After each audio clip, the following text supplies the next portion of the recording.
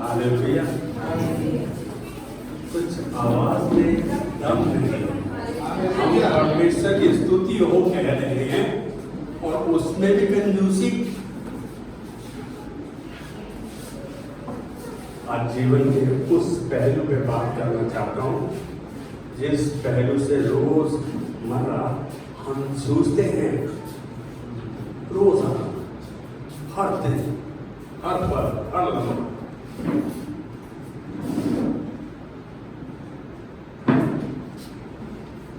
जीवन में क्या दो चीजें जरूरी हैं?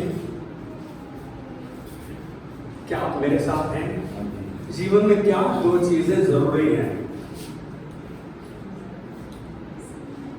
मैं जानता हूं आप गलती नहीं करना चाहते, लेकिन मैं गलती करना चाहता हूं। गलती करूंगा तो परमेश्वर के सामने हमें बड़ा माफी। आपको मैं तो बिल्कुल ठीक ठाक हूँ, मैं तो बिल्कुल धर्मी हूँ, एकदम आदर्शवादी हूँ, सब कुछ ठीक है मेरे पास। अभी यीशु बेटा बांध रहा था, टूटे हुए हैं, धनु ने बांटा बर्तन के बारे में, वो खराब हो गया। आज एक बात जानो, परमेश्वर आपको टूटे हुए बर्तन के नहीं देखता है। घड़े को तोड़ दो, पानी उसके ऊपर डालो, ठीकरी के ऊपर, वो पानी बाहर जाएगा, दूसरों के पास जाएगा। यहाँ तो जो पानी हमारे पास रहता है तो हम उसको बरतने नहीं चाहते। क्या दो चीजें जरूरी हैं? एक तो परमेश्वर की उपस्थिति, उसकी अगुवाई, और दूसरा धन। कौन मेरी बात से सहमत है? धन किसको नहीं चाहिए? कोई ऐसा बंदा नहीं है जो धन का इच्छुक नहीं है, नहीं चाहता उसके पास धन संपत्ति हो। लेकिन एक बात जरूर कहूंगा, इस संसार में ये प्रचलन है, ये बात चल रही है कि जिसके पास पैसा है वो सब कुछ कर सकता है। क्या ये बात सच है? हाँ, क्या बहुत कम बंदे कह रहे हैं, लेकिन 99% यही कहते हैं, सोचते हैं, महसूस करते हैं कि पैसा है तो सब कुछ है। मनी इज समथिंग, पैसा कुछ है, जीवन का पहिया है, लेकिन पैसा सब कुछ नहीं है। लेकिन एक बात कहूंगा, क्या बुरा है? पैसे का प्यार सब समस्याओं की जड़ है। प्यार, मेरी बात समझ रहे हैं आप? वैसे तो हम प्रत्येक जन अपनी सोच के अनुसार सही भी हैं, बुद्धिमान है। हम सब, मेरे समेत हम सब बुद्धिमान है। क्या यह बात परमेश्वर के वचन के अनुसार ठीक है कि हम अपनी सोच के अनुसार जो करते हैं ठीक है और हम बुद्धिमान हैं? क्या यह बात ठीक है? नहीं बोल रहा भाई, जब समझते हम ठीक हैं, मैं तो बहुत अच्छे निर्णय लेता हूँ। नहीं, क्यों? प्रश्न आपकी तरफ से होना चाहिए, क्यों? क्योंकि हम परमेश्वर के वचन के अनुसार नहीं चलते और फिर भी अपने आप को सही समझते हैं। हम परमेश्वर के वचन के अनुसार नहीं चलते, ना तो समझते हैं, ना समझने की कोशिश करते हैं, और फिर भी अपने आप को सही ठहराते हैं। सच बात तो यह, हम जब भी बात करते हैं तो यही दर्शाते हैं, मेरे से ज्यादा बुद्धिमान कोई नहीं, मेरे से ज्यादा समझदार कोई नहीं। पंजाबी कहते हैं, साढ़े पानी कोई जान के दे बैठे, हमारे में पैदा तो होके देखे, हम सबसे समझदार नहीं भाई। अभी बात जानो, अभी एक गीत गा रहे, तू बढ़े और मैं घटूं। कौन घटना चाहता है आज? सभी बढ़ना चाहते हैं, तो कमी तो है। जब आप प्रभु के वचन के अनुसार चलते नहीं और फिर अपने आप को ठीक ठहराते हैं, ये बात परमेश्वर पक्का करता है कि हम सब ने पाप किया है और परमेश्वर की महिमा, परमेश्वर को महिमा से रहित किया है। We have all sinned and fallen short of glory of God. आइए अपनी पुस्तक बाइबल खोलेंगे, मलाकी 3रा अध्याय, इसकी 6 से 9वीं आयत। मैं आज जो आपको बता रहा हूं धन और व्यवस्था का ज्ञान, फाइनेंशियल विजडम, धन और व्यवस्था का ज्ञान। मैं चाहूंगा मेरे बुजुर्ग बहनें प्लीज बात नहीं करें, इनकी बात जरूरी नहीं है, प्रभु का वचन जरूरी है। मलाकी 3 अध्याय 6 से 9 आए। कौन पढ़ेगा? जिसने बाइबल खोल लिए पढ़े इसको। मैं आज इसको यदि मैं कोशिश करूंगा कि जब भी आए आपके पास एक छोटा सा पैड और पेन होना चाहिए, नोट कर लो ताकि आप उस वचन को रिकलेक्ट दोबारा सोच सकते हो, सुन सकते हो। इस वचन में हम पाते हैं कि परमेश्वर हमें याद दिला रहा है कि पुरखाओं के दिनों से हम उसका कहा नहीं मानते, हम नहीं मानते रहे और उसे लूटते आ रहे हैं और अपनी मनमानी कर रहे हैं। क्या ये बात सच है? यही बात कह रहा है 6 से 9 में। उसने कहा है तुम लुटेरे हो। जब हम परमेश्वर ही का कहना नहीं मानते तो कैसी झूठी आशा रख रहे हैं हम, किस झूठी आशा पर निर्भर है हम। नहीं मानते कहा? परमेश्वर कह रहा है तुम नहीं, तुम्हारे पुरखों से, बाप दादाओं से तुम मेरा कहा नहीं मानते आए, मानते रहे, मुझे लूटते रहे हो, हम आज भी लूटते हैं। कितनी गलत बात। कैसे उसकी आशीष पा सकते हैं ऐसी परिस्थिति में रहकर?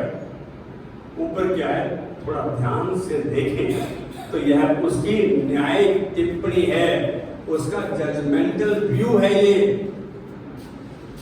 न्यायिक उसकी सोच, परमेश्वर ने अपनी सोच को अपने वचन में रखा। आप ध्यान से देखो, जज एक जब जजमेंट दे देता है, एक न्यायाधीश जब एक अपनी बात पक्की कर देता है तो पक्की हो जाती है। यहां तो परमेश्वर अपने वचन में पक्का कर रहा है। यह सच है कि अंतरराष्ट्रीय आंकड़ों के अनुसार सारे संसार में, मैं आज जो बात करने जा रहा हूं सब अचंभे में आ जाओगे। अंतरराष्ट्रीय आंकड़ों के अनुसार केवल 32% पास्टर्स दशमांश देते हैं। यह अंतरराष्ट्रीय आंकड़ा है। तो पास्टर इस बात से छिपा नहीं है कि तुम भी लुटेरे हो। मैं कह रहा हूं कि पहले लीडर उदाहरण बने। यदि लीडर उदाहरण नहीं है तो आप उसकी आशा कैसे कर सकते हैं? ये अच्छी बात है। इससे आप अनुमान लगा सकते हैं कि यदि अगुवे ऐसे हैं तो झुंड कैसा होगा। यदि अगुवा चोर है तो उसकी टीम, उसका झुंड वैसा ही होगा। आओ हम यीशु के सच्चे चेले होने का प्रदर्शन करें, कोशिश करें। जो कुछ हम जान गए हैं, जो कुछ हम समझ गए हैं, उसको दर्शाएं।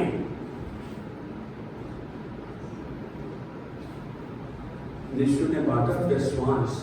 जितना आप कमाते हैं, चाहे वो धन कमाए, चाहे वो फसल में, उसका 10वां हिस्सा वो परमेश्वर का ही है। 90% में से जो आप खुश होकर भेंट लेकर आते हैं वो भेंट है, उसमें से जो निकालते हैं वो भेंट है। दशमांश भेंट नहीं है, वो तो है ही परमेश्वर का, हमारा है ही। सारे दशमांश भंडार में लेकर आओ ताकि मेरे भवन में भोजन वस्तु रहे। परमेश्वर वचन से कहता है उठाने की भेंटें। कितना मुश्किल है। सबसे मुश्किल काम क्या है? पर्स निकालकर उसमें से पैसे निकालकर और थैली में डालना या किसी को ब्लेस करना। बहुत मुश्किल है। कितने मेरे साथ सहमत है? पैसे निकाल के किसी को ब्लेस करना। मुझे अच्छा याद है, किसी एक परिवार में जाया करता था, बहुत पहले की बात है, बहुत पहले, अभी पिछले 10-15 साल पहले बात है। तो उनका एक बेटा अब बहुत बड़ा हो गया है, वो कहा करता है कि पास्टर तुम्हारे जन्मदिन पर आएगा तो 500 रुपए से कम नहीं देगा। मैंने फिर उसको बुलाया, बोला कैसी तू मेरी छवि बना रहा है, ये तुम्हें जाकर नहीं दिया तो कह रहा पास्टर अभी तक तो ऐसा नहीं हुआ और आगे भी नहीं होगा। उसने परमेश्वर की हुए दया के ऊपर मोहर लगाई कि नहीं, परमेश्वर ऐसा करेगा। क्या आप परमेश्वर के भंडारी नहीं हैं? अरे आपका अपना कुछ भी नहीं है, ये बात को जान लो। सामर्थ्य आपको परमेश्वर देता है, स्वास्थ्य आपको परमेश्वर देता है, धन और महिमा परमेश्वर की ओर से आती है, उस आपको बढ़ाना परमेश्वर का है, सब कुछ तो परमेश्वर की ओर से आता है। इस बात को केवल दाऊद पहचान सका, कहते सब कुछ तो तेरे हाथों से हमने ग्रहण किया है, सब कुछ तो तेरे हाथों से ग्रहण किया, हमको अपनी इच्छा से तुझे भेंट देने की शक्ति मिले। पहला इतिहास 29 अध्याय में दाऊद कह रहा है हमको ये इच्छा भी तू देता है देने के लिए कि मैं प्रभु के प्रति आज्ञाकारी रहूं। आज एक बात बोलूं, परमेश्वर के प्रति आज्ञाकारी नहीं है तो फिर किस दिल से आप आशा कर रहे हैं आपको आशीष दे? वो आपकी सोच ही गलत है। उसका कहा माने और उसकी महिमा में चले। पहले तो मैं जो कुछ समझ गया हूँ कोशिश इच्छुक रहूं। कहते हैं कि तुम आज्ञाकारी होकर मेरी मानो तो इस देश के तुम बता पाओगे। 1:18 उसने पढ़ा था, यीशु ने बोला आओ आपस में बातचीत करें प्रभु के वचन के बारे में। फिर कह रहा तुम्हारे पाप कैसे भी क्यों ना हो, आत्मानी रंग के हो, वो माफ कर दिए जाएंगे। फिर बोलता यदि तुम आज्ञाकारी होकर मेरी मानो जब तुम वचन को जान गए हो तो इस देश के उत्तम बता पाओगे। धन व्यवस्था के क्षेत्र में बहुत ही तरक्की बहुतायत के लिए परमेश्वरी नियम है। मलाकी 3:10 ये परमेश्वर का नियम है। धन में, तरक्की में, बढ़ोतरी में यदि आप चाहते हैं तो इसका पालन करें। क्या है ये? यही धन व्यवस्था का ज्ञान है कि धन को व्यवस्थित कैसे करना है, कैसे मैनेज करना है, कैसे बढ़ना है उसमें, कैसे उसमें तरक्की करनी है। ये इसका आधार है। हमें इस बीज के से विश्वास की तरह इसे यदि तो हम बीज के विश्वास की तरह माने तो आनंद से आशा करते हुए हम बड़ी फसल और कटनी का चमत्कार को देखेंगे। मैं कह रहा हूँ लगातार बने रहो। बोला मैं पिछले 5 साल से बस मान दे रहा हूँ, अभी तक कुछ हुआ नहीं। आपने क्या कह दिया? कुछ नहीं होगा, कुछ नहीं होगा। इसका मतलब आपने जबरदस्ती देने वाली बात की। परमेश्वर का वचन कहते हैं यदि तुम यूहन्ना 15:7 में कोई पढ़ देगा, यूहन्ना 15:7 यदि तुम मुझ में बने रहो मेरा वचन तुम्हारे अंदर बना रहे, तुम मुझ में बने रहो, मेरी बातें तुमने जान ली है, समझ ली और उसको मानते हो। यदि तुम मुझ में बने रहो और मेरी बातें तुम में बनी रहे, कहता है जो चाहोगे तुम्हारे लिए हो जाएगा। तो इसमें ये धन व्यवस्था के बारे में जो आधार है, जो देश है, परमेश्वर आपको ज्ञान दे रहा है। हमको बढ़ोतरी के लिए हम धन व्यवस्था में बिल्कुल आज्ञाकारी हूँ। एक प्रभु के दास के बारे में मैंने बहुत देखा और ये दास लेडी है। आपने उसके कई प्रोग्राम देखते हैं, वो याद रहेगा तो आधे संसार में उसका सुसमझ आ जाता है। जॉयस मायर ये बता रही है कि उसके परिवार में बहुत बड़ी समस्या आ गई। जब भी समस्या आती थी ये डिस्टर्ब हो जाती थी, ये प्रार्थना ये वो। उसका पति आराम से पार्क में, मतलब उनका जो लॉन था उसमें बैठकर अपना कॉफी पी रहा है।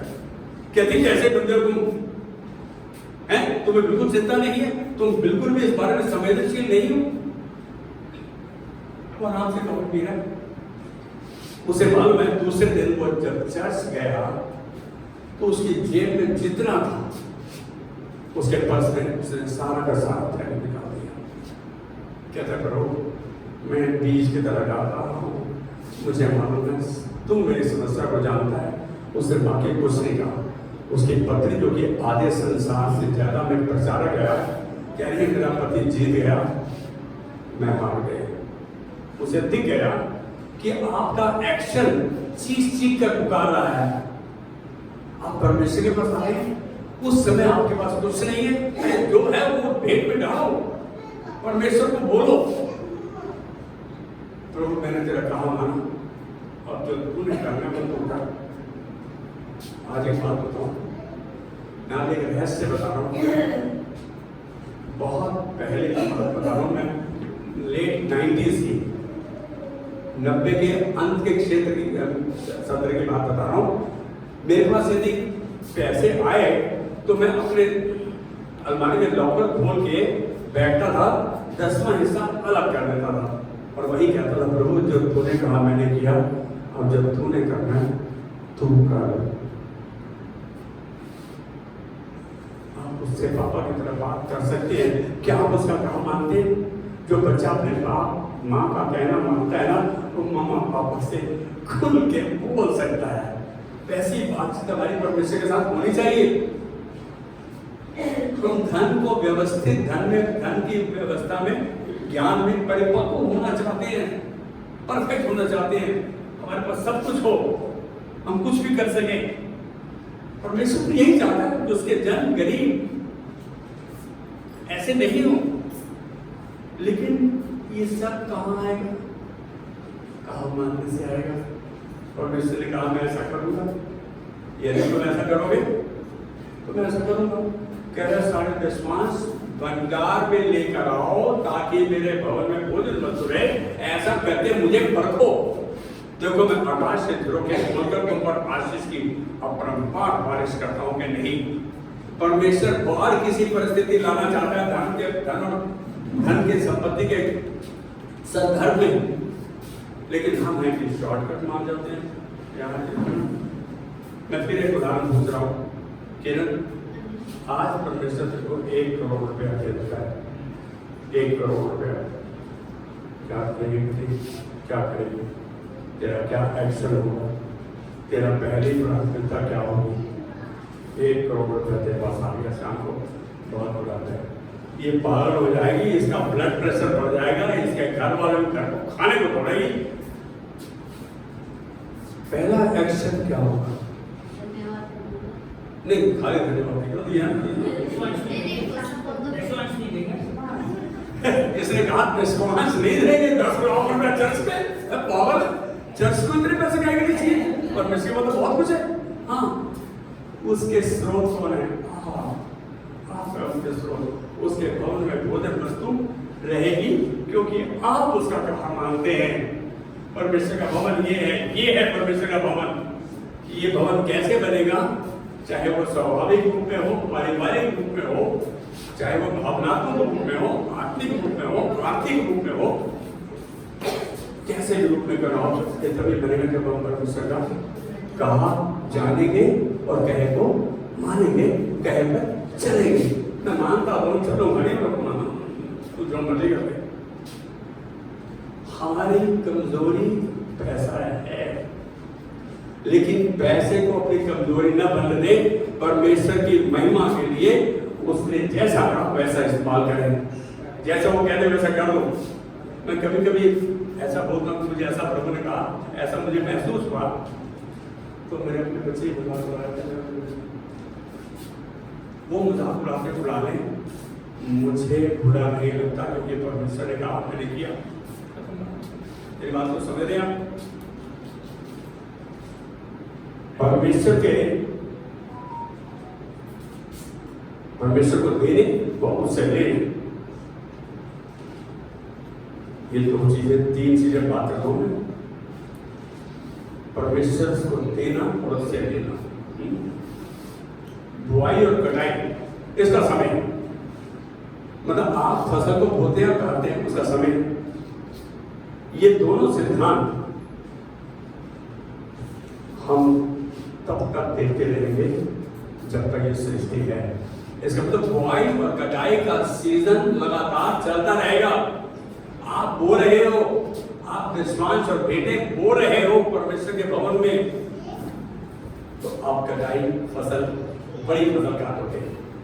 कमाल की बात है, ये हमेशा चलता रहेगा, ये हमेशा चलता रहेगा।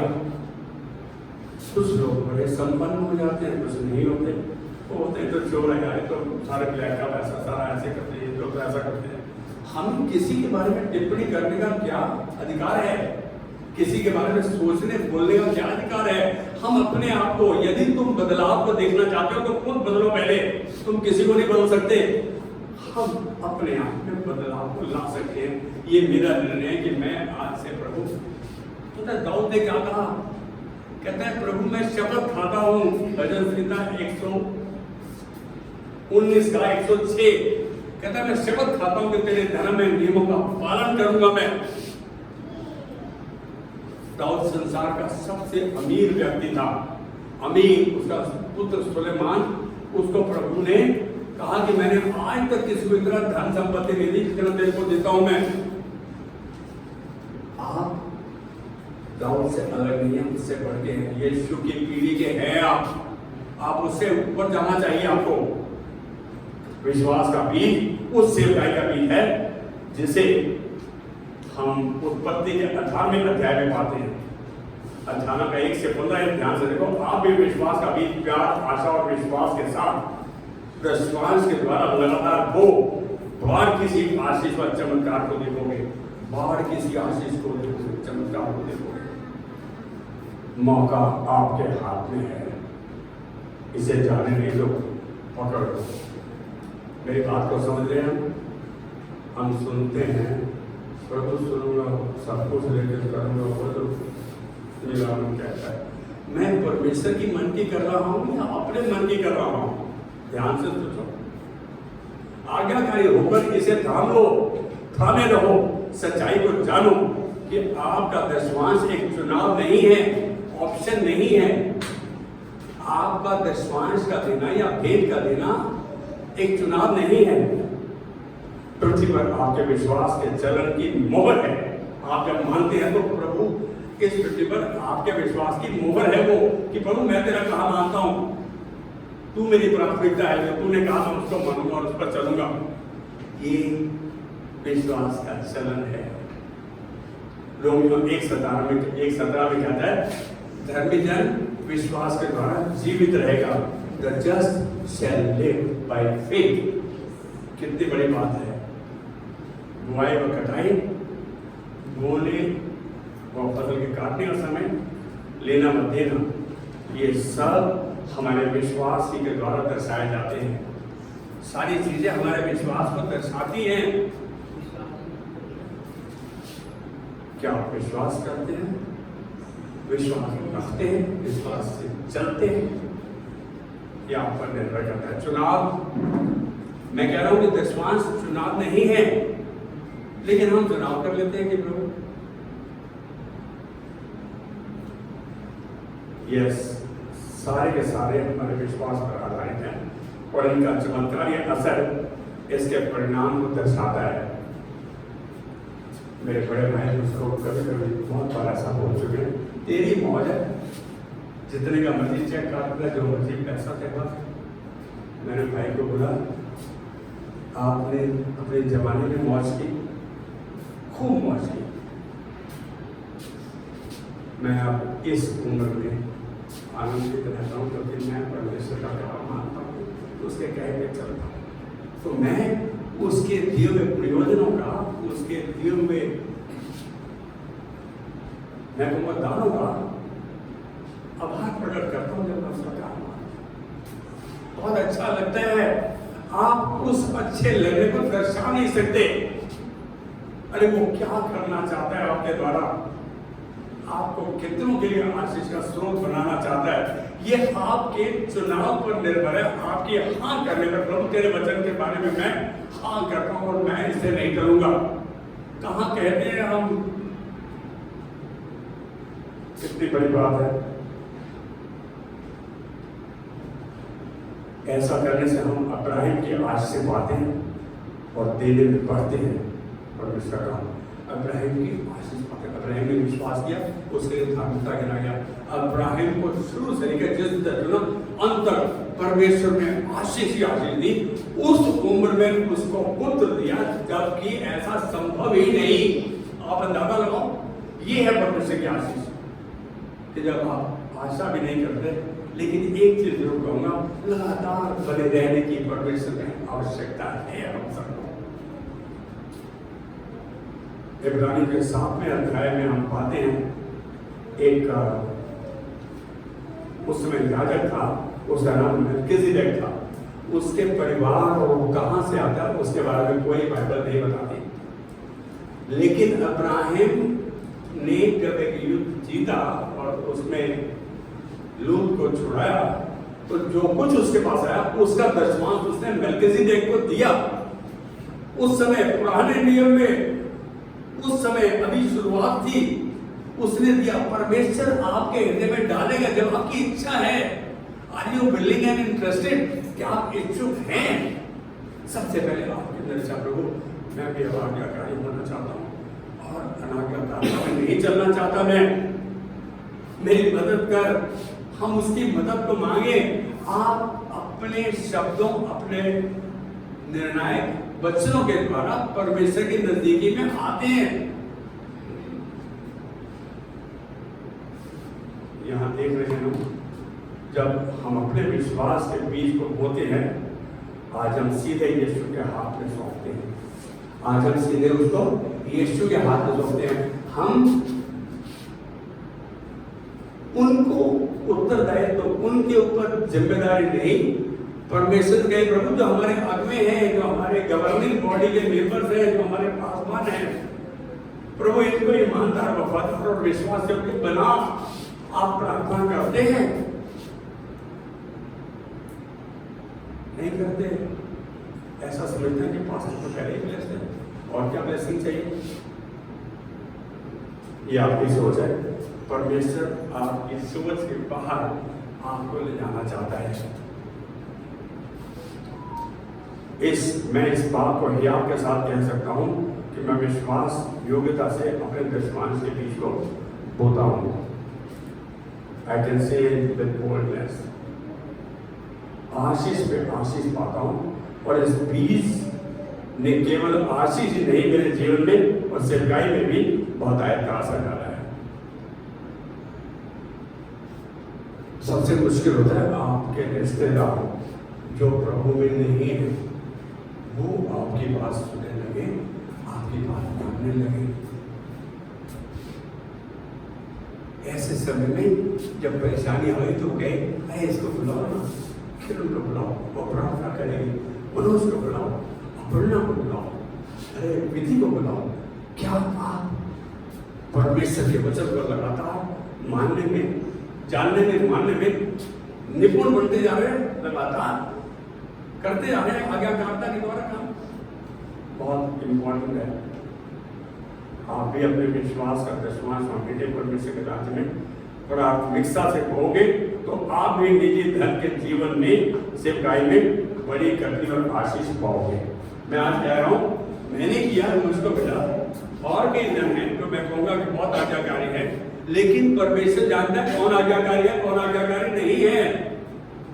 हम अपनी बढ़ोतरी में से जानते हैं, कई घटी में से भी बढ़कर डालते हैं, तो उनका बीज बहुत बड़ा है, उनकी फसल अंत में कह रहा परमेश्वर इस बात को वादा कर रहा, अंत में मैं तुम्हारी आशा पूरी करेगा। भाई उस अंत का आपको पता नहीं, मुझको पता है, तो मैं लगातार बना रहूं तभी तो अंत आएगा।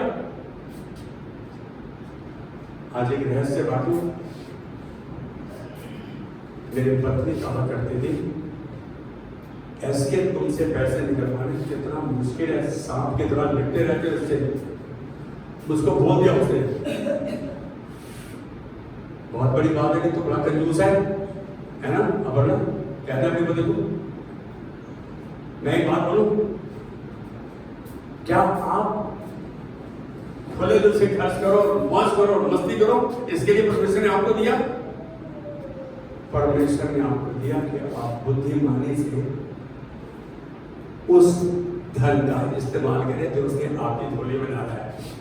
आपका धन कैसे खर्च करते हैं, ये आपके सीधे प्रभु के साथ रिश्ते को दर्शाता है।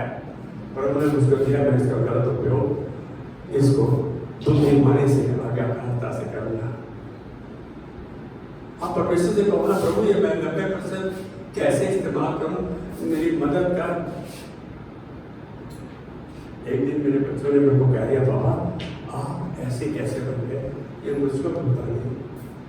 सच में परमेश्वर आपके साथ कोई करना चाहता है, बहुत तायत में आपको लेके चलना चाहता है, लेकिन जो थोड़े में आज्ञाकारी रहा उसको बड़ी, जो थोड़े में आज्ञाकारी नहीं रहा तो उसको असली संपत्ति कह रहे हैं, जो इसको बोलते हैं संसारिक धन, पाप का धन, इसमें अगर कमी नहीं है तो आपको असली धन, परमेश्वरीय धन कौन देगा? जरूरी है बिना आत्मिक नियमों को माने हुए भी आशीष प्राप्त कर सकते हैं लोग। 10 तरीके हैं। अंत में आपके बटुए और जेब में मोहरियां होंगी।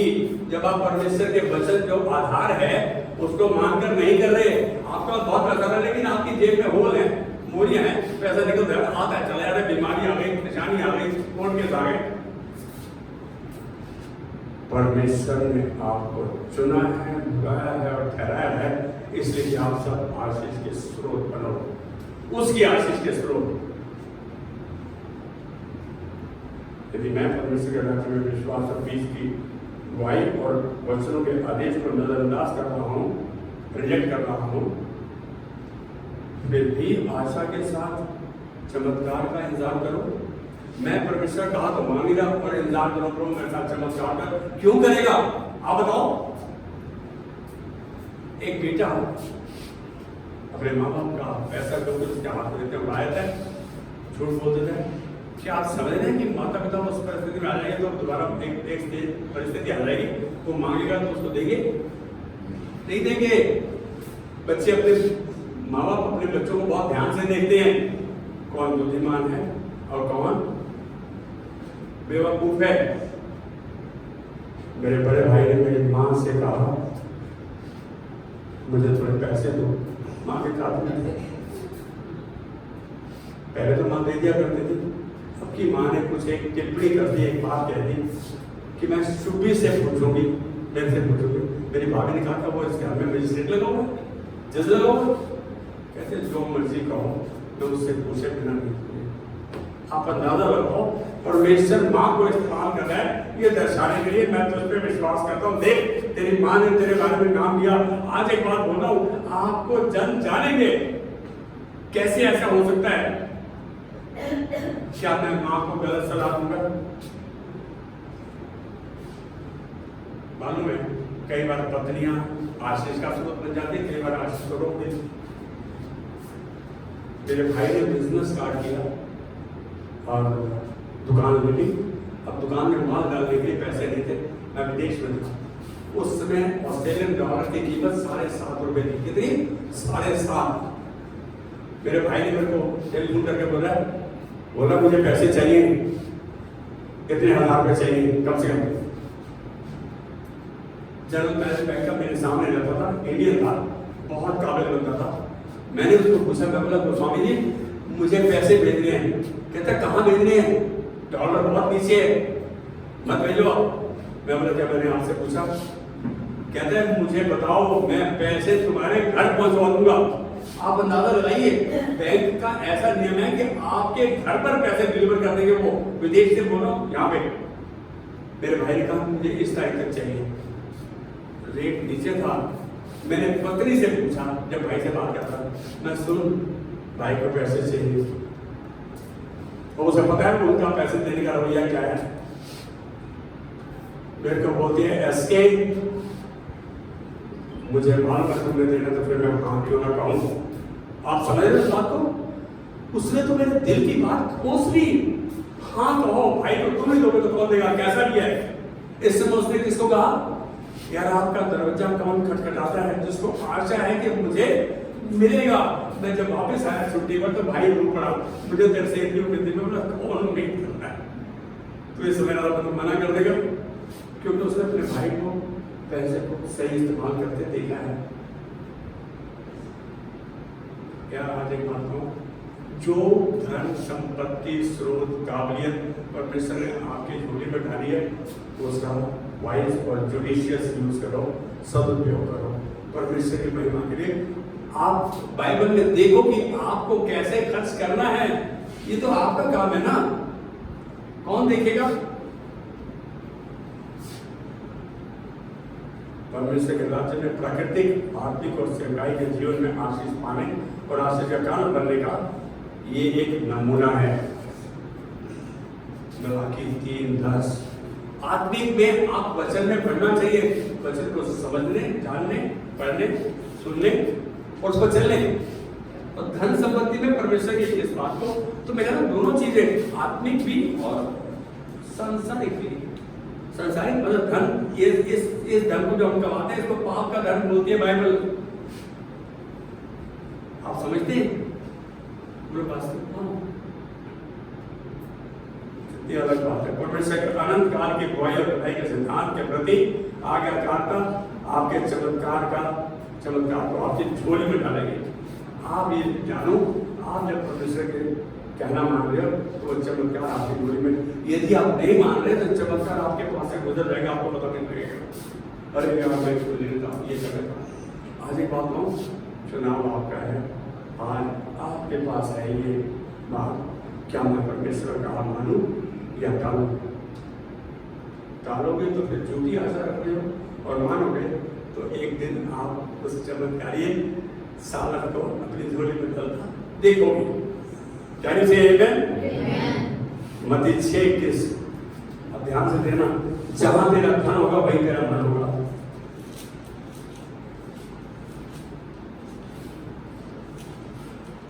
अंकुर, ठीक है? तेरे घर में कितना कैश है 30-40 लाख रुपए? अब तो बहुत है, हंस दिया। जहां तेरा धन होगा वहीं, क्या भी हम घर नहीं छोड़ सकते ऐसे ही, पता है पहला जाता है। जहां तेरा धन होगा वहीं, और जहां तेरा मन होगा वहीं धन होगा। यदि तुम्हारा मन परमेश्वर के वचन पर केंद्रित है, परमेश्वर की आज्ञाकारिता में केंद्रित है, तो आप परमेश्वर की महिमा को पाओगे, उसकी महिमा में चलोगे। Where your treasures are, there your heart will also be. जहाँ तेरा धन होगा वहीं तेरा मन होगा। मैं कह रहा हूँ जहाँ तेरा मन होगा, यदि प्रभु के वचन में तेरा मन है तो भाई आशीष तेरी है। और यदि संसार में है और संसारिक रीति रिवाजों पर है, ये तो ये नहीं किया तो क्या सोचेंगे। आज एक बात बताओ, परमेश्वर का मान, उसकी आज्ञाओं का पालन कर, मनुष्य का संपूर्ण कर्तव्य यही है। आज ये वचन कोई बताएगा तो उसको 500 रुपये प्रभु ब्लेस करेगा।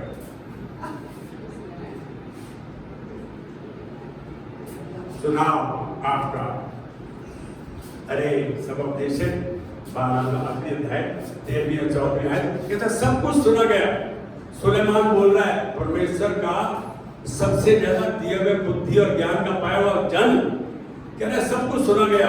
अंत की बात यह है, परमेश्वर का भय मान और उसकी आज्ञाओं का पालन कर, मनुष्य का संपूर्ण कर्तव्य यही है।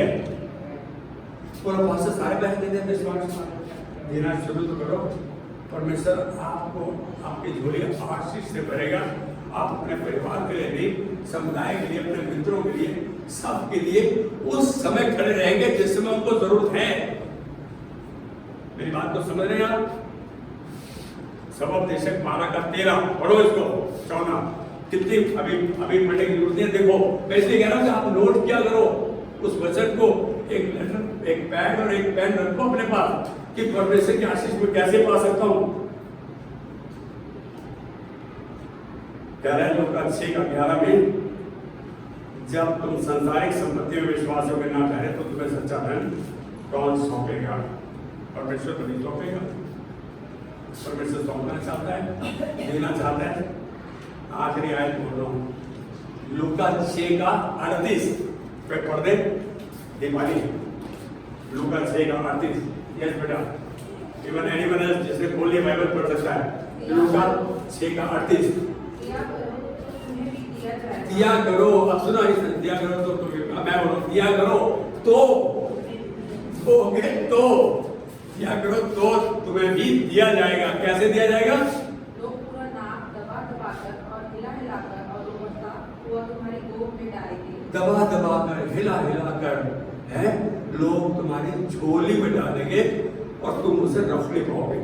लोग, इसका मतलब परमेश्वर ने यदि आपको आशीष कर रहा है तो किसी न किसी को इस्तेमाल करेगा। कहते तुम दो तो सही।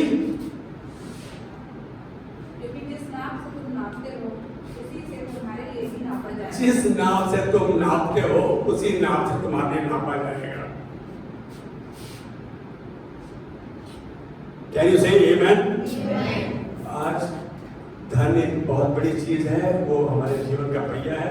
परमेश्वर चाहता है हम उसकी दी हुई धन संपत्ति जो सांसारिक है उसमें परमेश्वर के प्रति आज्ञाकारी, विश्वास योग्य और ईमानदार हो, ताकि हम परमेश्वर की महिमा में चले, उसकी महिमा को देखें। 1 रुपया नहीं होना जेब में, ब्लू लाइन बस होती थी पहले, गाली देके धक्का मार के निकालते थे वहां से, बस साले के पास पैसा तो है नहीं, ऊपर चढ़ गया बस गाली देके। आज एक बात बोलूं, परमेश्वर आपको आशीष का स्रोत ठहराना चाहता है। आज निर्णय लो शपथ का कि परमेश्वर आज के बाद तू मेरी मदद करेगा, मैं इच्छुक हूं, ताकि मैं संपूर्ण रूप से समर्पित होता हुआ आज्ञाकारी बनता जाऊं। आप उसको कहोगे ना, इच्छुक। प्रभु धन्यवाद देते, अपनी आंखें बंद करेंगे, धन्यवाद देते जैसा तूने दास को दर्शाया कि इस मुद्दे पर प्रभु अपने झुंड को, अपने परिवार को आगाह करे। आज धन्यवाद देते हैं प्रभु, तूने अपने आशीष से झुंड पर उधेर दिया, क्योंकि इन्होंने अपने मनों में आज ये ठान लिया है कि ये तेरा कहा मानेंगे और तेरे कहे पे चलेंगे। तेरे सिद्धांत धन संपत्ति के संदर्भ में जो तूने बनाए उस पर चलेंगे। पर तेरे दास इनके जीवनों में, इनके जीवनों के द्वारा तेरी महिमा को देखता है। आज महिमा प्रशंसा तुझको देते हैं आपकी विनती सुनने के लिए, यीशु मसीह के नाम में। आमेन, आमेन, आमेन, आमेन।